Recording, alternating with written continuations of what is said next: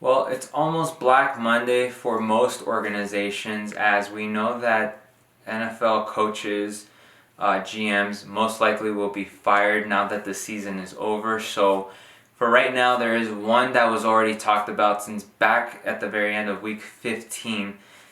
New York Jets head coach Adam Gase has been fired. I believe win, lose, or draw, the Jets were already going to make this decision after the game. It's been reported that Adam Gase might go to New England as the quarterbacks coach. He finishes with a 9-23 record. He had Le'Veon Bell. He did not develop Sam Darnold. This defense played pretty well at times, but was inconsistent. The offense just could not produce. This is a man that was under fire, just like Bill O'Brien was with the Houston Texans earlier in the season. And the fact that the New York Jets gave him an entire season, a lot of credit to them. I don't know what they would have had if they had fired him in the middle, what they would have looked for.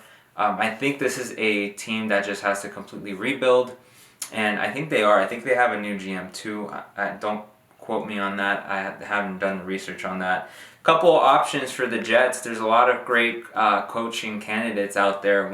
Some of the few being talked about is Eric Bieniemy, the Kansas City offensive coordinator, Matt Campbell, an Iowa State head coach, Brian DeBoer, Buffalo Bills offensive coordinator, Matt Eberflus, Indiana's defensive coordinator, Indianapolis's defensive coordinator. Some of these teams, some of these men have done such a great job. I know that Eberflus with Indiana had one of the best defenses statistically this year. Brian DeBoer, the Buffalo Bills offensive coordinator, look how dominant the Bills are. I think that would be my favorite to replace Adam Gase.